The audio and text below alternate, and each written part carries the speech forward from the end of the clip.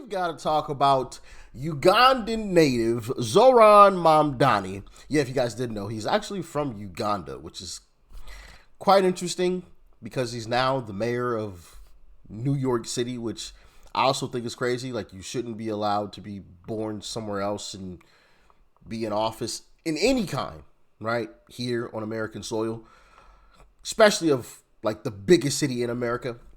I just personally think that's crazy. But anyway, we got to talk about it because he's in some hot water because of a recent decision that he made. Now, I want to get into a little poll that recently just dropped.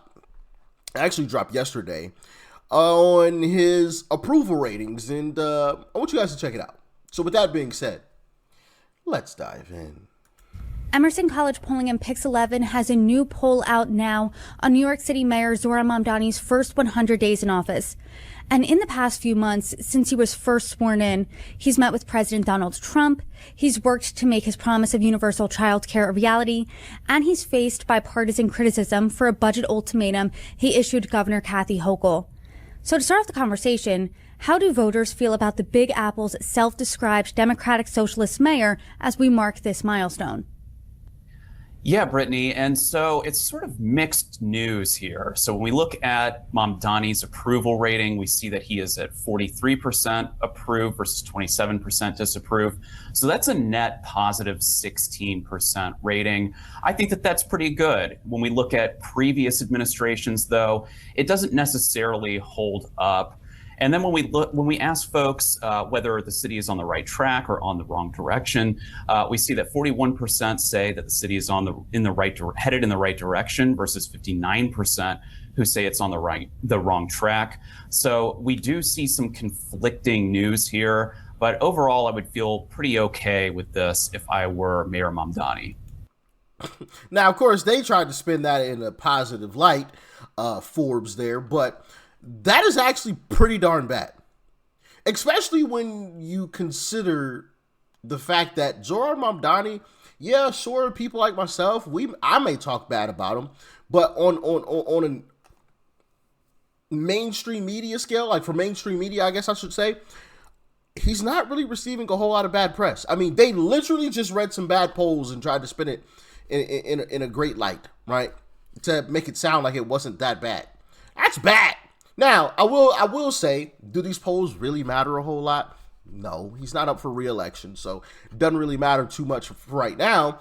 But to be this early in your tenure and to have numbers that bad, to have an approval rating that's in the low 40s when you're just starting off, that's pretty darn bad. It's pretty darn bad. I think even Trump has a better approval rating than Zohran Mamdani. And we all know what Trump has to deal with on a daily basis. I mean, it's nonstop Trump bad, Trump bad, Trump bad, Trump bad, Trump terrible, Trump terrible, 25th Amendment. Like, it is nonstop negative coverage for Trump, and he still has a better approval rating than Zohran Mamdani. That's how terrible that is. And almost 60% of that city says that it's going in the wrong direction. How do you say that that's not a bad thing? That's horrible. 60% of the people, it's pretty crazy. But hey, what do you expect, right? What did anybody expect when you elect somebody who says free, free, free, free, free, and somebody who's not even from America? Just saying. That's just what you're going to get in a situation like that. Now, I want to jump into the next tidbit of all of this, and that is this right here. Times Square ball drop for America's 250th birthday will no longer be a public event. Why? Because Zohran Mamdani has shut it down and made it private. For those of you that don't know, there was supposed to be a celebration for America's 250th birthday with a ball drop. Well, the ball drop is still happening, but the event is closed off. It's completely private now, thanks to Zohran Mamdani. Are you surprised? If you are, you shouldn't be. The man is from Uganda, Just saying. Spokesperson for the America 250 released the following statement. America 250 and One Times Square will host a July 3rd Times Square ball drop To ring in the 4th of July, much like New Year's Eve, the celebration will be broadcast live, giving millions the chance to be a part of the moment from wherever they are.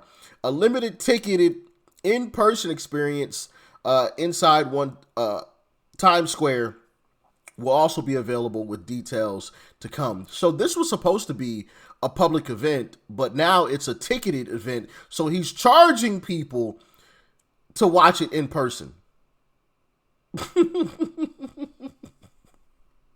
Like, come on, bro. What is this? What is this? The change to the event comes days after NYC Parks and Mayor Mamdani enacted an emergency order that will make it easier for the department to deny permit applications for certain gatherings this summer. Yeah. So this is obviously the excuse for not allowing Americans to celebrate America's birthday, but we all know why he's doing it. We all know why he's doing it. He don't give a crap about America. He really doesn't. He really doesn't. He does not at all. Not at all. If these were some of his people trying to celebrate, he wouldn't be shutting this down. 100%. 100%. Would not be shutting this down. It's crazy talk. And obviously, New Yorkers aren't very happy about that entire situation, and I wouldn't be either, right?